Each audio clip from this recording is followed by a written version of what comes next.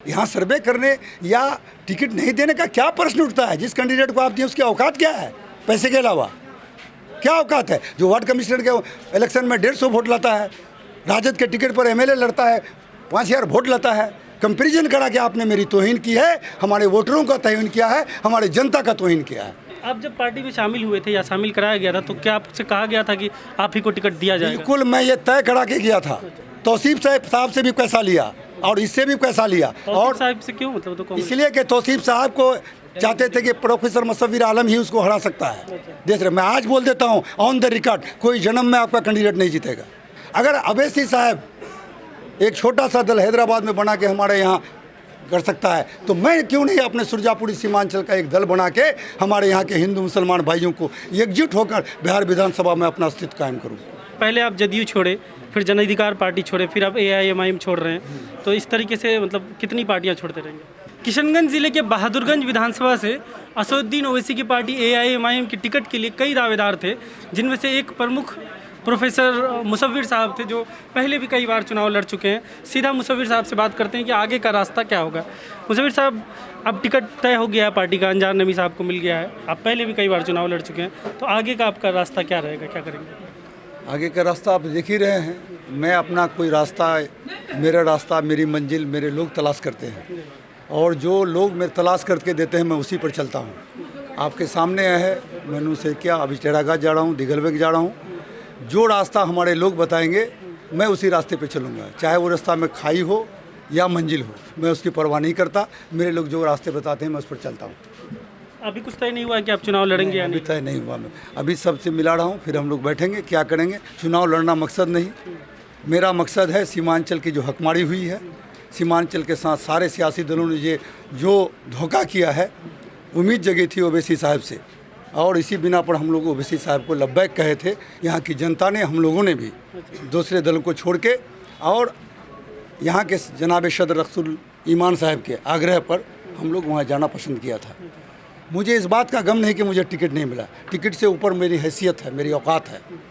मैंने अभी कहा कि ऐलान किया, कोई भी नौजवान खड़ा हो उसको चुनाव लड़ने के लिए मैं तैयार हूँ, अपनी सारी कुर्बानी देके, अपना तन मन धन से, मेरी जो औकात है।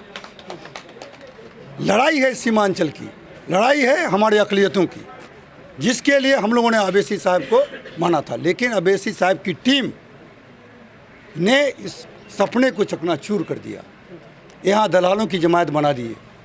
मैं नहीं कह सकता कि ओवैसी साहब को इसकी जानकारी है या नहीं है, लेकिन जो उनका यहाँ संगठन है, मैं 100 में 110% ये कह सकता हूँ वो दलालों की जमात है।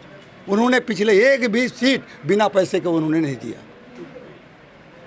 जब आप ईमान की बात करते हो और बेईमानी की शुरुआत करते हो तो आगे आपकी उम्मीद क्या रखा जाए। इसलिए ये अल्लाह का शुक्र है कि लोग फंसने से पहले, मैंने अभी आपके आने से पहले यह बयान दिया कि हमारे यहाँ साबुद्दीन साहब आए, सपना दिखाया और आके सपना दिखा के चले गए। अकबर साहब आए, सपना दिखा के चले गए। अब शाहनवाज साहब आए, सपना दिखा के चले गए। कभी पहले लखनलाल कपूर जी आए थे, सपना दिखा के चले गए। अगर ओवैसी साहब एक छोटा सा दल हैदराबाद में बना के हमारे यहाँ कर सकता है तो मैं क्यों नहीं अपने सुरजापुरी सीमांचल का एक दल बना के हमारे यहाँ के हिंदू मुसलमान भाइयों को एकजुट होकर बिहार विधानसभा में अपना अस्तित्व कायम करूँ। तो आप अपनी पार्टी बना? अभी कुछ भी मैं नहीं कहूँगा, मैं अपने लोगों से मिला रहा हूँ। चुनाव है, कोई ज़रूरी नहीं चुनाव लड़ें ना लड़ें, कोई जरूर, लेकिन ये जो जंग की शुरुआत हम लोग करेंगे इसी चुनाव के दरमियान से करेंगे। पैसे लेकर टिकट देने का आप आरोप लगा रहे, तो आपसे भी क्या पैसा मांगा गया था? जी, मुझसे पैसा नहीं मांगेगा, मैं इल्ज़ाम नहीं लगाता हूँ। मैं इसलिए इल्ज़ाम लगाता हूँ कि मैं आपके यहाँ गया नहीं था, आप मुझे बुलाए थे। मैंने सदर साहब से कहा था कि मैं ऐसे उम्र में आपके यहाँ झंडा धोने नहीं आऊँगा। आप चुनाव लड़ना चाहते हो बहादुरगंज से, वेलकम है। कि नहीं नहीं ऐसी बात नहीं, सर्वे मुझे जितना सर्वे कराना आप करा लीजिए। आप हमको बुलाया इसलिए आए हैं। गए, फिर सर्वे के लिए टाइम लिया, उसके बाद 15 दिन बाद फिर इतला दी। हम गए पार्टी ज्वाइन के लिए, हम फुल अस्वस्थ थे। यहाँ सर्वे करने या टिकट नहीं देने का क्या प्रश्न उठता है? जिस कैंडिडेट को आप दिए उसकी औकात क्या है? पैसे के अलावा क्या औकात है? जो वार्ड कमिश्नर के इलेक्शन में 150 वोट लाता है, राजद के टिकट पर एमएलए लड़ता है, 5000 वोट लाता है। मैं तो महागठबंधन के खिलाफ लड़ा, 35,000 वोट लाया। जदयू के टिकट पर, जबकि मुस्लिम बेल्ट है, भाजपा गठबंधन में मैंने 2700 वोट से हारने का काम किया। आप हमारा कंपैरिजन करा के आपने मेरी तौहीन की है, हमारे वोटरों का तौहीन किया है, हमारे जनता का तौहीन किया है। आप जब पार्टी में शामिल हुए थे या शामिल कराया गया था तो क्या आपसे कहा गया था कि आप ही को टिकट दिया जाएगा? बिल्कुल, मैं ये तय करा के गया था कि सर्वे करा के, नहीं तो क्या इतना। आपसे क्या कहा गया था कि आप ही को टिकट दिया जी बिल्कुल आपको मिलेगा। वो कहा कि सर्वे कराऊंगा। मैंने पहले सर्वे करा के तब हमको बुलाइए। फिर भी टाइम 15 दिन रुका, उसके बाद सर्वे के बाद तब मैं गया, तब बुलाए थे। सर्वे में ये निकला था कि आप ही क्या निकला वो जाने, हमको बुलाया। मैंने कहा ठीक, आपको पैसे दे के टिकट देना था। मुझसे पहले 2 दिन या 4 दिन पहले अंजार ने भी ज्वाइन किया था। आपको उसी को टिकट देना, तो मुझको ज्वाइन क्यों कराया? आपने दोनों पक्ष से पैसा लिया, तौसीफ साहब से भी पैसा लिया और इससे भी पैसा लिया। और साहब से क्यों, मतलब तो इसलिए कि तौसीफ साहब को चाहते थे कि प्रोफेसर मुशव्विर आलम ही उसको हरा सकता है। देख रहे, मैं आज बोल देता हूँ ऑन द रिकॉर्ड, कोई जन्म में आपका कैंडिडेट नहीं जीतेगा। मैं हाँ इलेक्शन लड़ूँ या न लड़ूँ, यहाँ की जनता कुआं से निकल के खाई में नहीं आएगा। यहाँ की जनता कुआं से निकल के खाई में नहीं आएगा। इतनी भी बेवकूफ़ नहीं है जनता। लंगड़ा को छोड़ करके अपाहिज को नहीं लाएगा। आपकी जो पुरानी पार्टी जाप, उसने भी उम्मीदवार खड़ा कर दिया है, तो उससे भी अब टिकट की संभावना है? देखिए, टिकट कोई फैक्टर इस जिला में नहीं है। यहाँ मीम कोई फैक्टर नहीं है। ओवैसी साहब का मिशन फैक्टर था, उस मिशन में लोग गए। क्या है मीम? 7 पार्टी जीते हैं आप तेलंगाना में पैसे के बदले पर। आपने खर्चा कराया था ना 8 करोड़ रुपया एमपी के इलेक्शन में, क्या असर हुआ? तेलंगाना में 7 पैसे के बल पे जीते। अरे पैसे नहीं, ये है पैसे के बदल। पैसे से सिर्फ ताकत नहीं, वोट नहीं खरीदा जा सकता। पैसा से हमदर्दी नहीं। तेलंगाना में आप कह रहे हैं जो 7 एमएलए जीते वो पैसे के बल पे? पैसे के बल पे नहीं, ये गलत बात मत बोलिए। पैसे के बिना पर अच्छा, लोगों की हमदर्दी भी खरीदा जा सकता है, लोगों की मोहब्बत भी खींचा सकता है। किसी गरीब की बेटी के शादी दिलाए, ये पैसा के बल नहीं है, ये हमदर्दी है। समझे? से लोगों की मदद करके। आप बड़े थे, जमींदार थे, निज़ाम के घराने से ताल्लुक़ रखते हैं। आज से मदद नहीं किया, पहले से करते आ रहे हैं, आज भी कर रहा है। मैंने कहा ना, ये पार्टी कोई फैक्टर नहीं है, असदुद्दीन ओवैसी का मिशन फैक्टर है यहाँ। तो कब तक आगे का रास्ता का फैसला होगा कि आप मैदान में आ रहे हैं? देखिए आगे आगे क्या होता है। अभी तो शुरुआत किए हैं, आज जा रहे हैं टेरागाज, वहाँ से करेंगे। कोचाधामन से ये दिगल बैंक जाएंगे, वहाँ से करेंगे, फिर शाम को बैठेंगे, फिर निर्णय लेंगे। कहने वाले ये भी कहेंगे प्रोफेसर साहब कि अगर आप भी होंगे, AIMIM भी है और कांग्रेस भी है, तो इससे सीधा NDA को फ़ायदा हो सकता है इस पर। भाई उसके लिए चिंता हमको करने की ज़रूरत नहीं है। सारे लोग लड़ रहे हैं, क्यों आप प्रोफेसर साहब को कह रहे हैं? क्यों प्रोफेसर साहब को कह रहे हैं? बहुत सारे दल लग रहे हैं ना, सारे कौन मजलिस, राष्ट्रवादी मजलिस है, आपका कुशवाहा जी है, पप्पू जी का, ये आपका आप सुरजापुरी को लेके फिक्रमंद हैं? फिक्रमंद इसलिए सुरजापुरी को नहीं, सुरजापुरी में बसने वाले तमाम लोगों का, जो चाहे गैर सुरजापुरी है, हमारे सुरजापुरी भाई हैं, जिनके बाबा और अजदाद हमारे यहाँ हैं, चाहे वो गैर सुरजापुरी भी हो, वो सुरजापुर में आज अगर कई दशक से रह रहे हैं तो हमारे सुरजापुरी भाई हैं।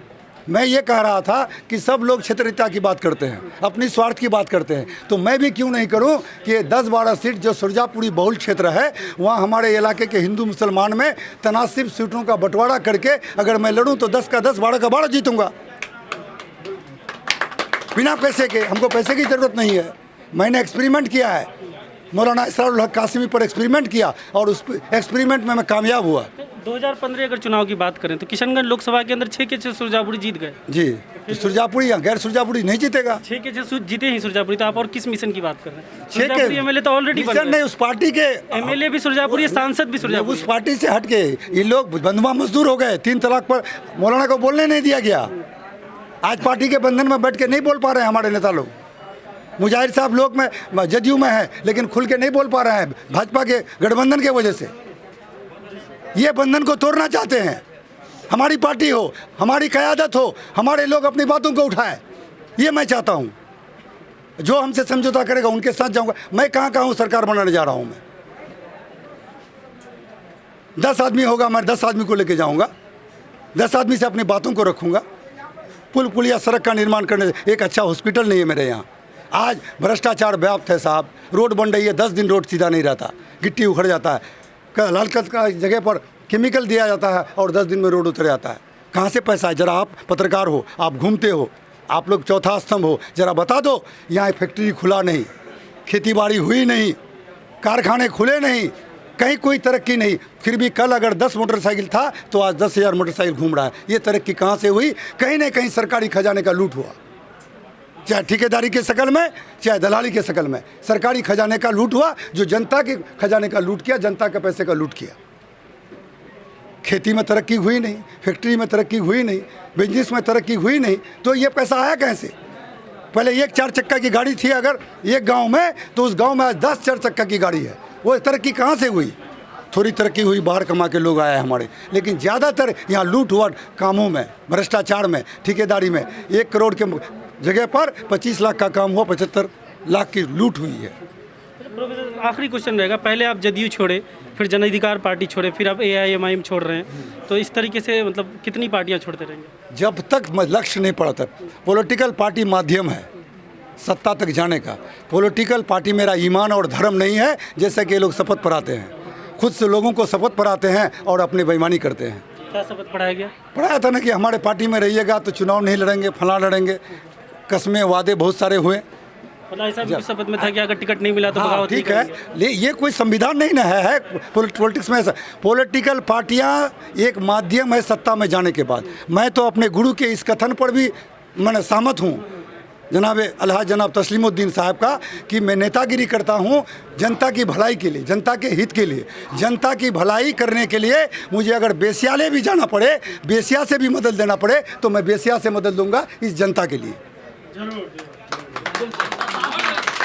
सीमांचल की बदहाली के लिए आपके गुरु तस्लीम साहब कितने जिम्मेदार हैं?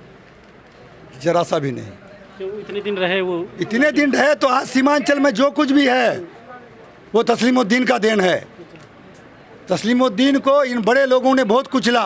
कब हुआ सीमांचल? बहुत दिन से MLA MP रहे, लेकिन कब उसका उरूज हुआ? सब जगह उसके साथ क्या गया, होम मिनिस्टर बने, सारे दलालों ने उसको उतारने का काम किया, इन्हीं कांग्रेसियों ने। वो दर्द बताया करते थे। जब मैं लड़ता था वहाँ, तो वहाँ के बड़े बड़े जो कांग्रेसी लोग थे, जब मैं दिल्ली जाता था तो मुझे सीट पर बैठने नहीं दिया जाता था, और मैं गमछा बिछा के ट्रेन के चदरे पर सोता था। तस्लीम साहब ये कहते थे? जी हाँ, मैं जब कभी हिम्मत हार जाता तो मुझे दिलासा देता था, तुम क्यों घबराता है। जब मेरे साथ ये ज़्यादती हुई, तस्लीमुद्दीन ने ये किया कि हर एक गरीब को जगा दिया। आज गरीब हक मांग रहा है, ये बहुत बड़ा कुर्बानी है उनका। एक चौकीदार धमका के पैसा ले लेता था, आज वो चौकीदार क्या, एक दरोगा को भी हिम्मत नहीं होता है वो गांव समाज में जाए। ये तस्लीमुद्दीन ने किया। आज तस्लीमुद्दीन जितने भी नेता है, चाहे प्रोफेसर मुशब्बिर आलम हो या अख्तरुल ईमान हो या कोई तौसीफ आलम हो, कोई भी है, कोई नहीं कह सकता कि तस्लीमुद्दीन का वो अनुयायी नहीं है। और तस्लीमुद्दीन ने वो नेता दिया, नहीं तो वो नेता भी नहीं था, वो भी खरीद के लाते थे हम लोग बाहर से। बहुत कुछ किया तस्लीमुद्दीन।